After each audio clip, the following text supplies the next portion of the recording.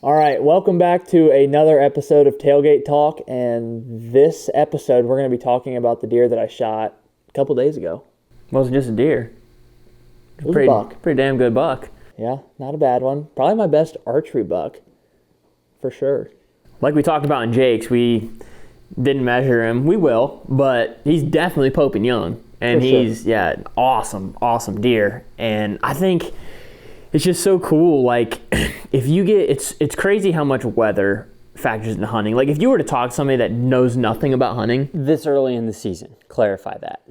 Yeah. Sure. Specifically this early when the season's just opening, they haven't been pressured a bunch, they may be on a similar pattern as they were during the summer. Like, if you were to say that to somebody like that doesn't know anything about hunting, they're like, the weather? Like, aren't the deer just still out there? Like, That's so funny. I talked to both my grandmas a couple days ago, and they were talking about, man, it stinks, this cold weather's coming, and I'm like, I'm pumped, and they're like, why? And I'm like, the deer love it. And they're like, what? That makes a difference? Oh, yeah. You talk to a non-hunter with this warmer weather coming this weekend, and they're like, oh my gosh, this is so great, like 70s in the fall. And you talk to any bow hunter, and they're like, this sucks. Mm-hmm. Yeah. But what happened to both you guys, I think, if you could get out and hunt last week and you had a deer that was showing up on your cameras, I think that was your best shot to kill him. Yeah, and you guys both did. He killed on the front end of the cold front, and I killed mine more so the back end, for sure. Yeah. And movement, you talk to a bunch of guys, and like what you guys were seeing out there, so many other folks were as well in Ohio. So that's just really cool. And given each year, you never know. Like we just talked about before we started rolling here, it was 90 this time last year, and not that many. I mean, deer, I'm sure we're still hitting the ground, but not at as high of a rate as what we saw last week. I mean, and it wasn't just 90; it was record highs. I think the official temperature was 93 in our area. That's insane compared to the low 60s that we were seeing. Yeah. I think a good place to start for yours, and this just came to me, but when we talked about Jake's, and if you watched our Tailgate Talk and the video about Jake's hunt, I think it was a product of the stars aligning we talked about, but we also were effective in the way that we like moved in for the kill. Your buck is a little bit different. Yours is like, you talked about it, and I don't even know if you realized you were saying it when I was helping you track. You kept saying like, I set the trap for him, and like you were almost joking, but you earned that deer. Like you put in work that made that deer, I believe, do what he did at the time that he did, and then you were also there when you needed to be to kill him. Which it's cool because it's like kind of two different styles of hunting almost. Both were on private land, and although Jake earned that deer and everything that he put into it, it wasn't a deer that we had any history with, where yours, you built history with, you did things specifically to kill a deer there, and it ended up, paying off big. Yeah, they were both private land. You could almost compare your kill to a public land approach. Wow. You went in, or I guess more so, you went in, had a observation sit, saw what these deer were doing. The next time you went out, you moved into that area and killed a deer. For me, it was more so we've watched these deer, and not specifically this one, we have history with it, but more so in general, we've watched the deer on this farm and put together a game plan of, we kind of let them do what they naturally wanted to do, and then we adjusted to that and set the trap for them, and it paid off. Over time, too. Over time. We adjusted to those deer in an instant. You had done this and drawn out that plan like the blueprint of a house, and then took your time to build it. Yeah, yours took one separate set from the one prior. Ours took multiple and food plots and a lot of work. But yeah, it definitely kind of similar, but at the same time, totally different scenarios. I love that you say set the trap, because coming from a very accomplished trapper, I love that. How many did you get last year? One coyote, right? Something like that. But obviously there's 3 years building up to this hunt, right? Mm-hmm. And you got something right here. Yeah. That would kind of start it all, right? Grab these. So this is the set from that deer. He was an 8-point, and that would have been 2018, the season of 2018-2019. And actually, even that year, he wasn't really living on our farm. I want to say it was about December he started showing up that year. I had tagged out early, I think October 13th, 14th, one of those days. and he started showing up late season. It was basically just coming because of our feeder. Like, that was about it that was attracting him there. Showing up a bunch, and he ended up dropping those sheds basically right underneath the feeder. And I have videos of when we found those sheds, which was super cool. The next year, we'll skip forward to 2019. He was not there at all. And then this was a deer I was really looking forward to seeing. We knew he was pretty young, and obviously from the trail cam pictures, he looked young, so we were super pumped. 2019, he grew into a 10-point. He showed up one time, and it was December 14th, I believe, back at the feeder, same spot, and we got maybe a series of 3 photos of him, and that was all she wrote for that year. So this was a deer that was not on our radar.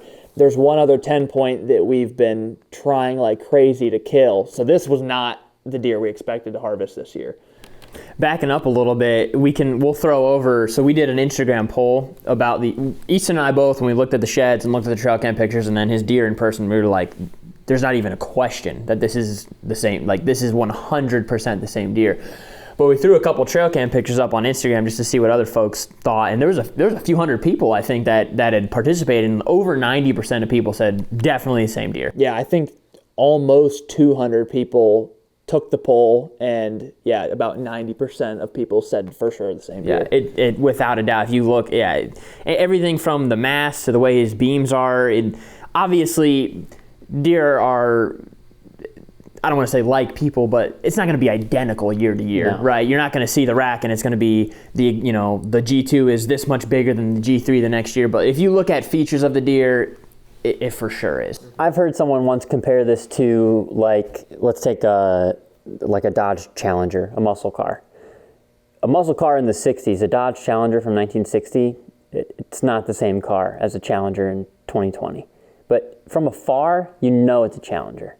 That's how I would compare this. There are things that are different, but the general shape and some characteristics are the same. Yeah. Well, and if you're like us and you're a diehard hunter, you might talk to a guy that's like, how do you know? And it's like, we live on this stuff. Like, we're staring at these trail cam pictures for hours on end. Like, I'll be scrolling through a picture and Dad will be like, what deer is that? And I'm like, oh, that's that. Don't you remember that deer from last year? Like, I'll know instantly. Instantly. Yeah, that's a good point. Like, Abby that hunts this farm with me, we'll be scrolling through pictures and she'll be like, what deer is that? Like you said. And it's like, what do you mean, what deer is that? Like, I know you've studied these pictures so many times. And even though for this deer, at least, 2 years ago, he was an 8-point, this set, then he went to a 10 and was still a 10 this year. Even though he made that change, the overall general shape of his frame, his G2s are a little bit longer than his G3s, all those things, it's him. The second you see that picture. Even the shape of the rack, the lean of the tines forward or backward, whether he's straight up, the beams, the curve at the end of the beams, like there's all those little characteristics. So. And I wondered when I picked these sheds up, there's a bit of a blade there and it drops off right at that point. I wondered going into the following season if that right there would turn into another point. And sure enough, both sides. Yeah, absolutely. Both sides. And sure enough, the following year, both those were perfectly another point. You know what's so cool too? I remember sitting in your kitchen and taking pictures of you, looking at pictures of him with those sheds sitting next to you and like posting it, saying like, something about hoping to put the pieces of the puzzle together. And then here, 3 years later, you did. It's just wild how things come together. And yeah, like he dropped, I forget which side it was. Maybe, I think it was this one because this one was laying in the food plot. He dropped that shed right in front of our camera, and it just so happened that the camera had filled up and then died. So we didn't get pictures of him dropping it, and then the match to that was laying probably 120 yards away on a trail. Crazy. So you think he was 3? This set here, you think he was like a 3.5-year-old, right? That's my best guess. Not based on his rack, but just the pictures of his body. His face looked young. His body wasn't particularly huge. Didn't have that sway in the back, big pot belly. Probably a 3.5-year-old buck at that time. That'd be a heck of a 2-year-old. Yeah. Yeah, I don't think he was 2, no. So he's at least 5.5. At this point that I shot him, he would be at least 5.5, potentially older, but obviously not any younger than 5.5. It'd be cool to get his teeth aged so that we knew how accurate we were. Because we know it's the same deer, but it'd be fun to know, like, was this his 2.5-year-old set? Was this his 3.5? Was he older? You know, was he a 4.5-year-old here? Like, yeah. There was a Whitetail Cribs episode that I watched the other day, and the guy sent just about every jaw he's ever shot in to get it aged. And I think that's cool, and maybe something I'll start doing, just because I put maturity over antler size any day of the week. Like, it can be a 110-inch buck, but if he's 8.5 years old, how do you top that? Like that, Yeah. A deer's brain doesn't operate only based on the size of its antlers. Their brain doesn't know how big their antlers are. They live and survive based on their brain, not their antlers. So to outsmart a deer that is mature is just as impressive, whether he sports a 180-inch rack or a 110-inch rack. I think if you talk to any serious bow hunter who hunts mature whitetails, if they were to shoot a 120-inch 6.5-year-old or a 150-inch 3-year-old, they'd feel more accomplished shooting the older deer. Yeah. So it's just like, you know, people, they've been around the block a time or two. They know what's up. Yep. So, but you didn't name this deer, did you? Do you have a name? I was just thinking about that last night. If I ever named him, it would have been when I found these sheds. So I keep all my trail cam photos organized in folders on my laptop. I know I'm a little bit crazy. I'm laughing because we do it too. I was gonna say, that's normal. If this deer had a name, I would have to go back in my laptop and find it. It was probably something really corny in 2018. I've grown as a person since then. The tight, tall 8. Yeah, the high tower. The 8-pointed 8 is what I called him. So yeah, he might have a name. I don't know. I guess I'd have to go back and look. But yeah, his name's dead now. Yeah, he's no longer with us. Yeah. He'll be on my wall here in probably about 8 months. So this trap you set, so you killed him over, if you watch the video, you'll notice you're hunting over a food plot, right? Yep. So, and that was clover brassica blend mix? Yeah, so the plot measures 0.33 acres. And in years past, we've tried clover and it's not went too well. And that was mostly due in part to the fact that I didn't want to spend the money on herbicide. And this year I decided I was going to buckle down, do everything right. Not even for this deer. There was another deer that's still alive, not showing up a whole lot at this point, but we were trying to kill that deer. So this year I went with clover and a blend of purple top turnips and radishes. And so I did clover on the sides, and then I ran a big strip of that brassica blend up through the middle. And it was probably 10 yards wide, 40 yards long. And I expected the clover to do really well. I know that brassica has a maturation rate of like 40 days. And so we went in there and checked on it, I want to say about 4 weeks after I planted, and those brassicas blew up, even way more so than the clover, which I expected it to be vice versa. Mm-hmm. And then I started seeing a lot of posts on Facebook about people whose brassicas had been torn up prior to the season starting. So that was a concern of mine. And after that time that we went and checked on it, I hadn't been back down there until this past weekend when I shot my deer. So I went in Friday night and checked it out, and sure enough, every last bit of those brassicas have been leveled. Yeah, you had told me that on the phone, and when I got there, I was like, holy crap. But I thought the clover was short, but I think that's just partly because of when you planted it, and I think next year it's going to look great. Yeah, it was like a carpet throughout, you know. It filled in really well. Yeah, just super short, and I almost wonder if a lot of that has to do with the browse pressure, or if that's completely due in part to when I planted, which was August 21st. And so I'm interested to see if it blows up come spring like it's supposed to, or if I'm going to have to completely replant, which I got a deer over the food plot, so I don't care if that's the case. All that hard work was worth it. Yeah. It'd be cool to cage a section off next year, see if the browse pressure is really that bad. Yeah, and I will add, even though those brassicas had been torn apart, they got to them before they had a chance to bulb, which is kind of the biggest concern. If the plant has a chance to bulb and then they go in and chew off the leaves, that's fine. You still have a bulb there. But they went in and chewed them up long before that ever happened, but the deer were still going in and still picking away at what was left of those leaves. Yeah. That's what he was eating, right? He was in Nebraska. Yeah, he came straight to those. A lot of the other deer were in the clover, but yeah, he was in Nebraska's. So the next thing I think we should talk about, and you had told me this on the drive over here to Jake's, and I think this is the coolest part about the whole hunt.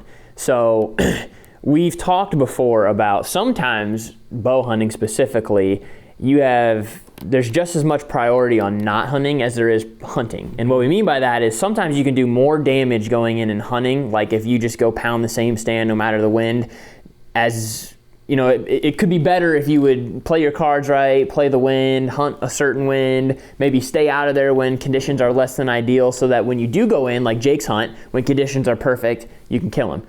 And what you did, because you killed him Saturday night, what you did Friday night, I think if you made a different decision, we would not be having this tailgate talk. Yeah, so we developed a new access route specifically to kill that other deer that I've referenced a few times. But basically we added a 1/4 of a mile walk to loop completely around this ridge system because this deer is bedding to where he was watching our access. So now we loop all the way around. Basically, you have to gear up with all these ropes and pulleys and rock climb. Not really, but basically rock climb into the back side of this food plot. And so Abby was in class doing something at the time. So Friday night I had the evening to myself. Went out there and the wind looked good on my phone, which I've learned over time not to always trust. Went in there and we had gotten a cell cam, so I at least wanted to get that put up over the food plot.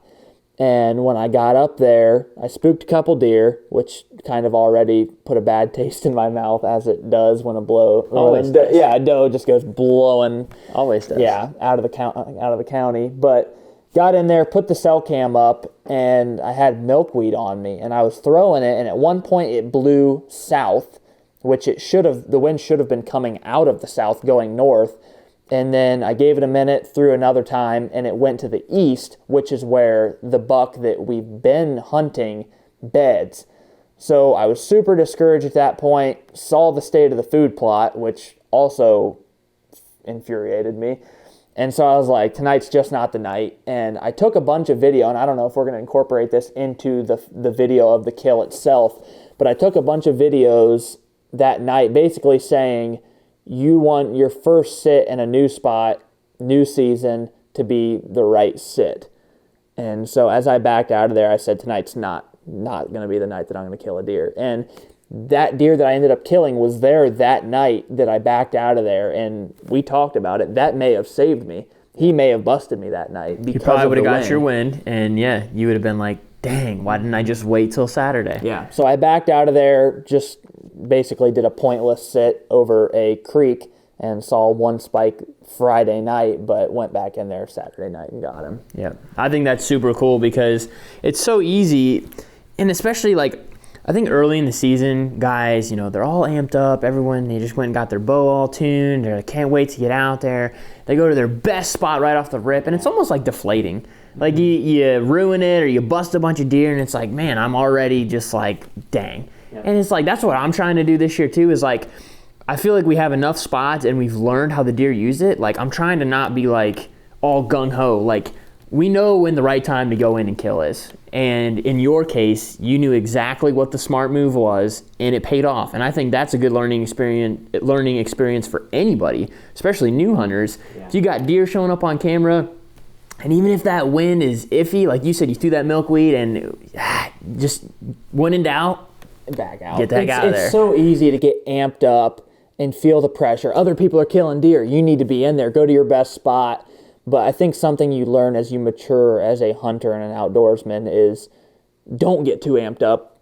Play your cards right, and eventually, hopefully, it'll pay off. And in this case, it did. Here's something interesting too. For a deer hunter to go into a stand and potentially have marginal wind like that, if you're not seeing deer at that time, it's easy to just be like, oh, maybe it's all right. I'll just stay. And like, you're way better off thinking like a poker player and realizing this is not my best hand. I'm just going to back out. Mm-hmm. Well, that's why it's good too to have a stand like you said where you ended up sitting. And Jake and I have tons of stands like that as well. Yeah. Like, those non-invasive, basically just stands that you go and sit because you want to be outside. Like, you're not going to kill a giant, but you still want to be out there. And it's cool to have those hang-on sets that are there year after year. You can sit there. Sure, maybe you get lucky as heck, but then you can still be out there, and you didn't booger up the food plot at all. No, I was 600 yards away, saw one deer that night, and was hanging 10 feet off the ground, and didn't expect anything. Yeah. I didn't go in there thinking, yeah, this is going to be it. No, I was keeping the pressure off of what I thought would be my best likely spot to kill a deer. And if we backtrack a little bit too, as I talked about how Easton earned this buck, this property you're hunting is what, three hours away from where you reside, right? 2.5. 2.5? 2.5 on So this the nose. isn't a property Easton just, jumps over to randomly throughout the day and can learn all this stuff. Like, you're investing time, money, like every time you go down there. And we'll drop the coordinates exactly where that's at in the bottom of this video. You want to go check it out? Please do. No, and that was part of it. I mentioned that we had got a cell cam. That's part of it, is being so far away.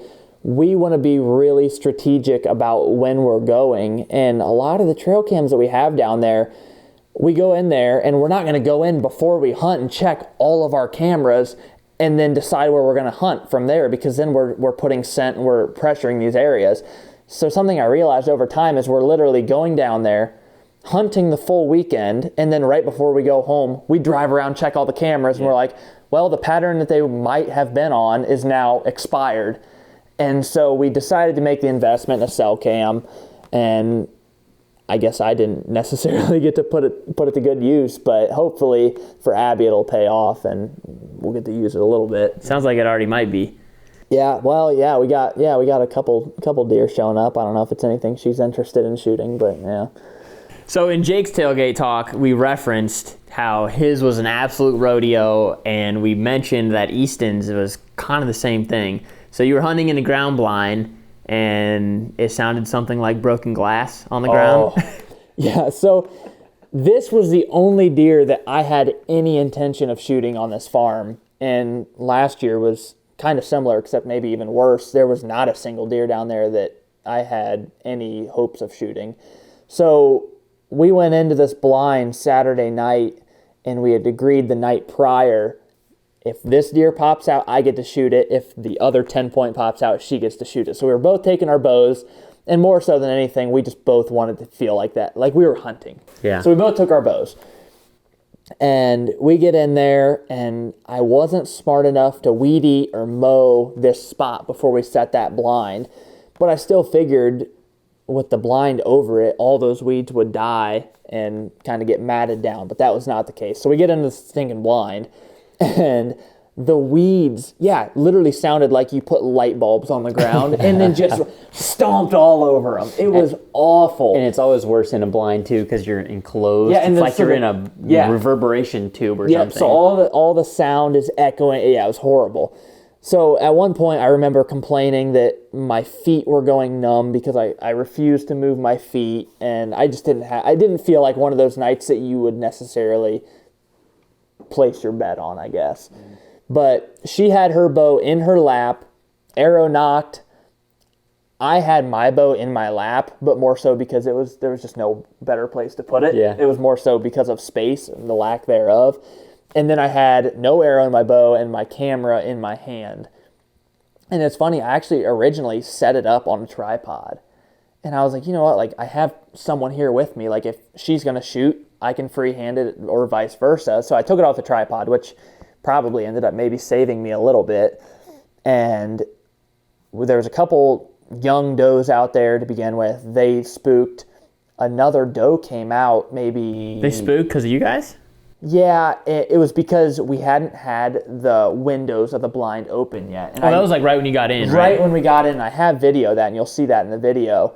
And so I opened the windows, and they didn't catch me doing that, but I think they noticed something was different. And so they kind of got spooked and actually went the direction that the buck came from. So a little while later, a mature doe had stepped out, and then this, I don't know where he came from, but I look up, and he's standing in the back of the plot. And so it didn't take me like half a second to know. I told Abby, and I didn't even remember this. She's like, that's my buck, is what I had said. Get out of my way. I shoved her into the back of the blind. No, but so at that point, I didn't get jacked up because I knew there were so many things that had to take place before I was ever going to shoot this deer. So the first thing we did is I told Abby, like, we need to get your bow off your lap so I can get you the camera and you can worry about filming. So I had her hand me her bow and I held on to it and I was like, you need to pop your knock off of your D-loop. Like, get that thing off of there because I can't set your bow down with the arrow in it. So she pushed on the back of the knock. The arrow kind of fell out and got caught up in her drop away rest. And we eventually worked the arrow out. That was super loud. I turned around and set her bow, leaned up against the blind, and it kept wanting to fall. And so maybe it seemed louder to us than it did outside of the blind, but we got that situated, and I grabbed my rangefinder. Keep in mind, I did not have an arrow in my bow. I was smart enough. You don't need that. I was smart enough prior to the hunt to take it out of the quiver, but I had it leaned up against my book bag. And so I got that knocked, and I had my rangefinder out and transferred the camera to Abby and was ranging this buck. And I think in the video you can hear me say, like, I want to range him one more time. And I knock at one point the rangefinder off of my lap and it hits the ground, and you would have thought an elephant hit the ground. It was like the loudest thing. And that doe that had stepped out before the buck, she was 10 yards in front of the ground blind. So she heard everything probably better than he did. And she threw her head up and started to spook. And I thought at that point it was game over, kiss him goodbye, whatever. And so I said a little prayer in my head, I was like, please let me get this deer. Like, he's right there, 35 yards. Grab the rangefinder. I say, let me range him one more time. I range him. Abby's messing with the zoom and she couldn't figure out the zoom, and I'm like, it's the same as your camera. So she got that figured out, got on the deer. It was insane. And then I was able to draw on him and shoot, and I guess after that, the rest was history. That's why I like these tailgate talks, because those are things that are so hard to capture. Like you were, Abby was videoing the deer, so like everything that you just described is so hard to capture and convey to the audience. Like, these are the behind the scenes stuff that happens to everybody that you don't always get to see and you don't even realize happens. And I think it's cool too, because like when I was younger, I used to get so frustrated, and I would always be like, you know, like, why us? Like, why is this happening to us? Like, it doesn't, you know, that kind of stuff happens to everybody. Yeah. You know, it's just life. It's just hunting. It's part of the roller coaster that we always talk about. And you came out on top on that one, but in the moment, I bet you were like, this isn't going to work. Yeah, and in hindsight, like, that was my only regret, was not having a second angle in the blind. My GoPro took a crap on us this year, and so you can't ask for too much. Like, for the situation, everything went really, really well, but to have that second angle to show what actually happened prior to the shot, because in the video, you're basically just going to see deer steps out, I draw on him and put a nice shot on a nice buck. Yeah. But you're not going to see what it actually took to get to that point. Right. The chaos. So you said the rest was history, but not really. Pause there. Just like we talked about in Jake's, that sucker dropped a country mile, right? Yeah. It was only 35 yards. I'm shooting a heavy setup, but not, it's not 700 grains per inch or whatever grains. Yeah. A heavier arrow should be quieter, though, which you would think would decrease the likelihood of a deer jumping the string. Yeah, just a little bit slower of an arrow. But yeah, so not super heavy. And for whatever reason, at 35 yards, he ducked quite a bit. Mm-hmm. And I held my 30-yard, it was 35-yard shot. I held my 30-yard pin on the top of his heart. And it still hit mid-body as far as high and low go. And front and back was good on the entry. But after reviewing the footage, he was quartered to just a little bit, and I didn't realize that, so I could have held tighter to that front shoulder. So we were concerned that exit might have only gotten liver. So we got the front lung and then liver on the exit, and probably weren't too sure that we actually got 2 lungs. We're going to get to that, and you did the right thing. But before, I happened to be about an hour away from Easton. So like I said, this is pretty far away from our hometown here. But I happened to be at a wedding with my girlfriend, and I had horrible service where I was at. So I don't know if you've ever been in a situation where like somebody calls you and your phone doesn't ring, but it shows up as a missed call. I didn't have that, but I had a voicemail. It just said voicemail from Easton. So I'm like, this dude shot a deer. So I literally run into the woods and climb this hill to get service so I can figure out what's going on. Here's what the voicemail read. And I quote, "Hey Nick, this is your good buddy Easton. And I was just calling to let you know that I may or may not have shot a good buck tonight about 5 minutes ago. If I actually did, I was just calling to see if you were in the area, to see if you might want to come check it out. Give me a call back. As I said, this is Easton McNeil. My number is blank." And then that was pretty much it. Yeah. But I was cracking up at that voicemail, by the way. But yeah, so I'm like, oh my gosh, heck yeah. How am I going to leave this wedding? Just do it. Just do it. At least you had the right thought in your head. If you had said, well, I'll just have to see it tomorrow, I would have slapped you in the face. Because that's not the right answer. Well, I did end up seeing it tomorrow. But so back to what you were saying. Wasn't sure about the hit. And I think this could be a tailgate talk, and maybe it will be in and of itself. Mm-hmm.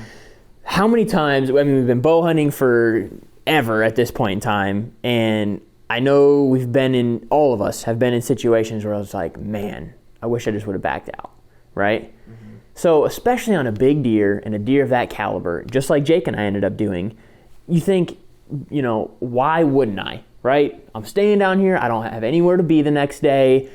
We owe it to the deer. If he is, a liver hit deer and he's in his bed and I go in there because I'm so excited and I jump him out of his bed and he's clotted up and I can't find him, but he still goes and dies, you'll think about it for the rest of your life, right? Mm-hmm. So ultimately your decision was like, why wouldn't I back out, right? Yeah, this wasn't one of those situations where it's like a extremely marginal hit. Like we knew for a fact it was a good shot, just maybe playing on the safe side and make sure he's going to be dead when we find him.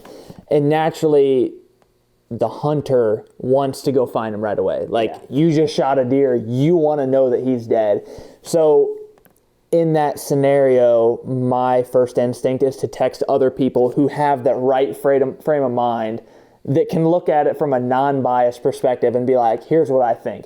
So I texted you, and I actually texted one of the people that you got a hold of for his deer who does a lot of blood trailing with dogs, because obviously he sees a lot of hits, and I wanted to get his, opinion as well. I want to see if he'll come on one of these, actually, because I think he, like you said, he sees so much. It'd be very educational and informational about wounded deer. That'd be great, because I think a lot of people don't understand what a blood tracker needs from the hunter. Yeah. People just think no matter how much, human disturbance is in that area, human scent, a dog's just going to go in there and find a deer, and that's not always the case. Well, dogs, a good, well-trained blood tracking dog, or a dog that's trained to track the scent of a deer, they're better than us because they have the additional sense of smell.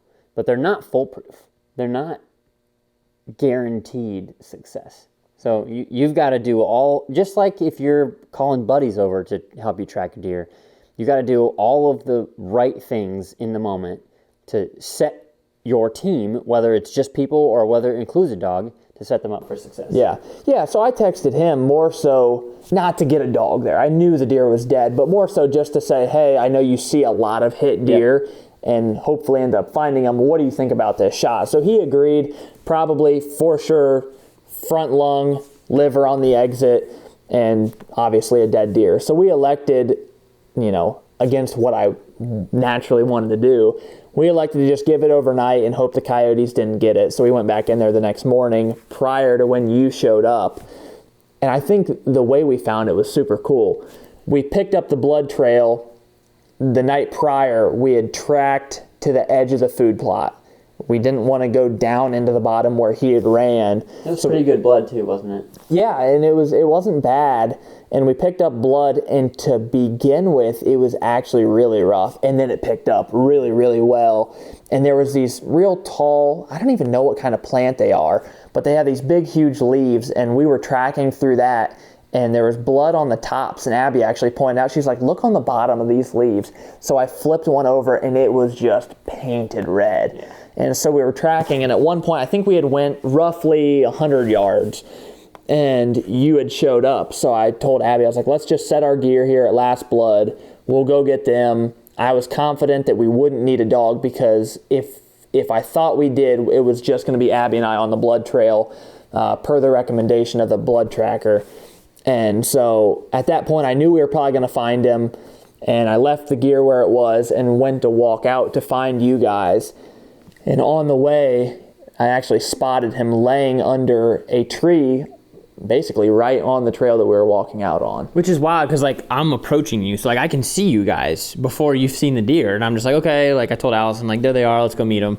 And then I just hear you scream and throw your hands in the air, and I'm like, was he on blood? Like what just happened? And that's one of those things, just like Jake's, where you're like, man, I wish that was all documented, but it's so freak. Unless you had like a GoPro on your head the whole time, like you would never know to be recording. Yeah, you weren't even on the blood trail. Yeah, a GoPro and an endless memory card, because you got to consider that in your battery and all that. Like, why would Abby have been filming me when we're walking out this big grassy field? Just to meet us. Just to meet you guys, and we're not anywhere near blood. At this point, we've walked away from where we set our gear at Last Blood by probably over 100 yards. So why would we be recording at that point? But yeah, you guys walked up on us. I think you should say too that as we mentioned, Jake's deer was at the front end of this cold front, Easton's was at the back end of this cold front. It was plenty cool enough to leave a deer overnight. Oh yeah, it was plenty like down in the 40s. Yeah. So it wasn't one of those situations, where you left a deer in 80-degree temperatures. Like it was more than okay to leave a deer overnight. And early season, that does play into it, I think, a little bit. We have both continued to track deer and decided to back out on deer in varying types of weather. In a warmer season, like at the beginning of the year last year when it was 90 degrees and 70 overnight, if you let a deer lay, you're not going to be able to keep that meat. No, and I think another thing that would be a really good topic if we had that guy come on would be, don't ever compromise worrying about certain factors to just going in there and spooking the deer and never finding him and leaving a wounded deer out there in the woods to never be found. He is kind of one of those things, you want to make the most of every kill and get that meat and be able to salvage it. But as far as coyotes and rain go, rain especially, I think a lot of people are like, it's going to rain. I don't care if he's not dead yet. I'm going to go in there and find that deer. Yeah. That's one of those things, and I know a lot of the blood trackers say it, that rain sometimes helps hold the scent in that spot. Like, why do deer lick their noses? To make it wet. To make it wet, and it helps them smell things better. And so I've heard that a lot from a lot of people, is that rain can actually help a dog smell the trail better. Which is so interesting, because there are a lot of people out there that believe that you can just walk willy-nilly throughout the woods wherever you want, and if it's going to rain that night or a couple hours later, you don't have to worry about your scent, because it's all going to get quote-unquote washed away. And I think that's almost foolish to think that. God, that's crazy. You're right. Yeah. I never thought of that. You hear Mark Drury talk about all the time, I'm checking my cameras in the rain so it washes my scent away. And then you talk to a guy that is a blood tracker for a living, and they say rain helps with the scent. Yeah, I've never considered that. Yeah. That's nuts. The other thing you have to think about with rain too, in a blood trail, especially if the blood trail is through the woods, you've got an entire canopy above you to block some of that rain. Not all of that, if you've got a decent blood trail, not all of it's going to get washed away. Yeah, that's a good point, because it was funny. That night, we actually ended up getting a drizzle, and I woke up the next morning and was freaking out, because I'm like, what if this blood trail's completely gone? It wasn't. And last year, your buck, correct? Yeah. The blood trail was awesome, and we were getting rain at the time too. So yeah, so we went in there and met up with you guys and found the deer and all that hoopla. But yeah, crazy, man. That like finding that deer, just like Jake's, is just like one of those things where you stop and you're like, did that just happen? Mm-hmm. Yeah. Like, what? Yeah. Wild. And if you guys didn't find it, we probably would have, because we would have walked right past it. Yeah, basically. But to fill you guys in, the coyotes had gotten the deer really, really bad. We actually weren't even able to salvage any of the meat. And that's just one of those risks you run. Yeah. And we ended up, I pulled the guts out. There really wasn't much to gutting it itself. I pulled the guts out just to find where that hit was. And the liver was completely clean. Both lungs were hit, which is still interesting to me because you got to see some of the blood trail after we found him. And I obviously saw the blood trail trying to find him. It did not look like lung blood. The arrow itself, dark red blood, blackish spots in it, and then the blood that we found was real dark. There was never any air bubbles or anything in it. And I know that offside lung, it was towards the back of the lungs. So I don't know if that plays into it or... What I thought was even more strange than that was usually any deer that I've ever seen double lung hit, they have a large amount of blood coming up from their mouth. Sorry if that gets a little bit grueling. He didn't, like, at all. A little bit, but not much. So like you said, I don't know if that was a product of being hit further back in the lungs, but I think you 100% did the right thing, like you said. And Jake had mentioned this in your tailgate talk. There's uncontrollables with anything in life, and especially with bow hunting. There's things that you just can't control. And we've learned through time, like there's so many big deer that are in the back of my mind that we have hit poorly and tracked and never found. And it, sitting here now, years and years later, you're like, why didn't we just back out? So now when you have those situations, you've learned enough that it's like, why wouldn't you? Why wouldn't you just let him lay after everything you have ever heard, everything you've ever been taught, everything you've ever learned? If you have any question, when in doubt, back out. And that's what you did. And I think that was the smart thing to do. Yeah. I guess it'd be interesting, too, to mention the whole taxidermist situation. So I had originally planned on driving the deer home to a taxidermist that we take our deer to up here. And I had every intention of doing that, but that day I was so concerned. The coyotes basically ate the hide all the way up to that point that you would normally cut the hide for a shoulder mount, and maybe even further past that. And so I was super concerned about that. The hide on this deer was pristine. Just a beautiful early season deer. And so I called a guy that we've used down there before, and he said he would take it. And this is a big no-no, and I would never do it again. But I took the whole deer to this guy because I didn't want to try to cape it out, screw something up. And I thought maybe even if he had to jerry-rig something a little bit quirky to make that hide work, I wanted it to be, in his hands. You wanted to give him as much as you could for him to work with. Correct. I mean, the coyotes basically skinned him for you. Yeah. Yeah, the one side that the underside was completely clean, but the upside is where they did the most damage. So I took it there to him, and he was kind of reluctant to take it because he's working a lot and was getting up at 3 a.m. to drive to Michigan the next morning. Keep in mind, we're in southern Ohio. And so he was nice enough to take the deer from me and said he would take care of it. And we think there's enough hide to make the mount work, and even if there's not, he was just going to shave a part of that form down so he could wrap the hide around the back of it. But the part that I think is worth mentioning was kind of a learning lesson for me was the hide slipping ordeal. Mm-hmm. He was most concerned, more so not with whether he had enough hide to work with, but rather the hide would be slipping from the skin. And I guess what that means is the skin pulling out of the hide itself. So because it was cool overnight, but by the time we got it to him, it was 4:30 in the afternoon the next day, and I wouldn't say it was cool the next day. In the middle of the day. Morning was, afternoon not so much. I don't know, high 60s, maybe low 70s. When we were wrapping up pictures, we were sweating. Yeah, so he was kind of concerned by the time we got it to him whether that hide would be, or the fur would be pulling out of the hide. And so he checked a few spots and was surprised that it wasn't, but I think maybe that was because I just did it just because, but I threw a big bag of ice on his neck. And even though the rest of the deer was eaten, I just felt like that was the right thing to do. I guess I just naturally am used to putting ice on deer. Yeah. So that's what I did, and it all worked out, and we think the hide's going to be salvageable and all good to go. That was the prettiest cape I've ever seen on a deer. And that's what he told me. He said, he's like, you'll never find another hide or a cape like this one. And I've seen where a lot of taxidermists, especially right now, are looking for people to buy early season buck capes off of. And he mentioned that they're going for a premium right now. It's nuts. Yeah, like even that The one picture that we threw up, like, there's just something about, like, his eyes and everything. Like, he's just so sleek, and the rolls in his neck were awesome. Yeah, awesome. Yeah, which kind of transitions us into, this was not a young deer, and I know we've kind of already talked about the whole sheds and stuff, but the deer on this farm, and I would assume in this area in general, do not grow like I've grown accustomed to in the area where we're at right now. Yeah. Right? They're not corn-fed. Well, yeah, so that's the only thing I can sum it up to is the lack of ag. And I don't know, would you agree with that? They're like hill country timber deer. Yeah. And it's not like we had talked about on the way here. This isn't just like we looked at this buck and like he didn't grow much.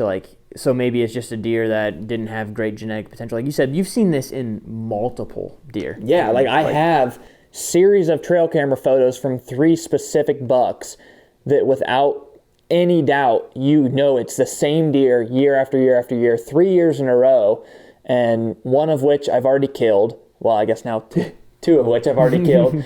The third is the one that Abby wants to kill, and he's not some crazy freak of a giant, but year after year, these deer maybe grow 5 inches or less, and I've never seen anything like that. And I mentioned to you, I would love to find the Michael Chamberlain of deer. So if you're out there and you're listening to this, please get a hold of us. It's Grant Woods. Yeah, I don't know, but why are these deer? They're okay. In this case of this match set of sheds, we think he was 3.5 that year. The following year, yes, he put on 2 more points, became a 10-point, but as far as width, mass, overall frame, did he grow at all? No. No. Like that picture, Easton sent me a text message of a trail cam picture from him the year prior. And I literally thought it was just a picture you got like last week. Like, hey, look, like he was him the night before I killed him type deal. I didn't even bat my eyes at it. I was like, oh, it's sweet. Yeah, you basically read over the text message and were like, cool. And I'm like, no, that's literally him last year. And he's identical. You wouldn't have any clue. And it's not like these deer are ancient and it's the year 7.5 to 8.5. And you're like, okay, maybe he's just not growing. It's in these years that you hear people talk about 3.5 to 4.5, 4.5 to 5.5. They should be making big jumps. These deer should be growing, and they're not. Mm-hmm. And I would love to know why that is, because this match set, where he's an 8-point, had the most mass, and really wasn't any smaller than he was when I harvested him at what we think was 5.5. Why are these deer maximizing their potential and antlers at such a young age when you would consider that normally the point where they really start to blow up? I'd say it's definitely location-based. Like, that's the only real difference. Like, you have the food plots, you supplementally feed, or you have minerals out, I guess. So we had a tailgate talk about that. They have all that stuff. The only difference is the location of where you're at and the terrain that's there versus here. Like here, you get a deer on camera at 3.5 and you see him at 4.5 and you're like, damn, like he made a big jump. Like almost every, I don't want to say every time, but like often. That's normal. More often than not.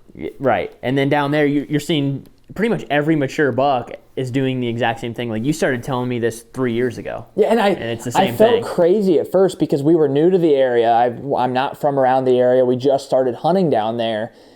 And between like the second year that we kept hunting there, I was like, these deer don't grow. And I started telling people that. And looking back now, those people probably were like, what do you mean they don't grow? Like you're talking about a 3.5-year-old deer and you're saying by the time he's 4.5, he didn't grow any more than 5 inches. But now, like I've seen it enough that I will argue anybody till the end of the night, these deer do not grow. And I don't know why that is. I wonder if part of it is because of how hard they have to work climbing the hills. Like up and down and up and down, if they're burning more calories, so they don't have, even though they are getting the food, they don't have 1,000-acre cornfields, but there's plenty of food around, acorns from oak trees and food plots, and there's some ag and stuff, but I wonder if it's because of their calorie expenditure. Around here, I mean, it's relatively flat compared to down there. They don't have to work as hard walking up and down terrain features. So, and I have no idea what all factors into that either, but I've heard some people talk about like the year prior can have an effect on it. Like if we had a horrible, miserable winter, there was like not enough food, like whatever, they lost a bunch of weight, they were weak, they were sick, whatever, maybe they aren't going to express their best potential. But like you can't even argue that. Like last year, we basically didn't have a winner, So if that truly is something that factors in, that can't be it. So it's interesting, but it's to the point where it's not like, well, maybe that's just that deer. Like it's every deer there. Yeah, and something like I've had to kind of hone in on being able to judge a deer's age only by their body. Like if you're looking at these deer's racks down there, if I were to get a picture of a deer in our area where we're filming this right now, of some of the deer that we have down there, I'd be like 3.5 years old, let him live till next year or the year after, he'll be a giant. Down there, if I get a picture of him and I judge that body, like that's how I determine it. Like there's certain deer that I would guess 3.5 years old here, but down there and I see his body, I'm like, that's a 5.5-year-old buck. So I've definitely had to kind of rely on skills that I've learned over years of hunting. If I went down there as a noob, which I guess I kind of did 4 or 5 years ago, like I've really had to learn a lot. Yeah. That is cool though, and it adds an extra element that may help you in the future somewhere else as far as aging a deer or judging a deer on the hoof, on the fly. All that stuff makes you just a more well-rounded and a better overall hunter. So regardless, you got a buck tag filled, tons of history, earned that deer, fun hunt. You're going to remember it for the good, the bad, the ugly, the coyotes, the giant rack, the track job, the rodeo in the blind, all that stuff. It was a fun, fun hunt. Earliest I've ever killed a deer.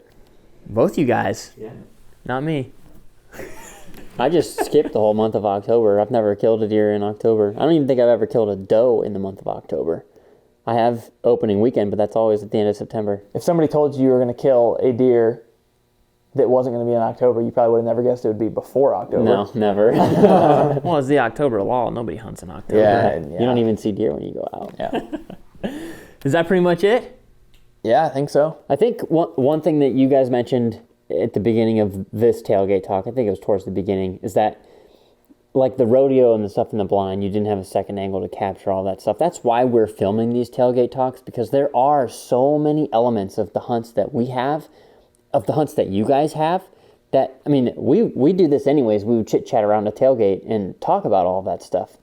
The things that we didn't get on film or that we didn't get photos of, we would talk about all that stuff. And that's why we're filming these, because it's a way for us to at least verbalize it and explain it, to let you get the mental picture in your head of what all that stuff is like. Yeah, I think I wanted to mention this when we filmed your tailgate talk prior to this one, and we just get sidetracked and never get around to it. But like filming these brings those details to this that you may not see, or brings clarity to certain situations and kind of fills you guys in on what may have not been captured on film. Yep.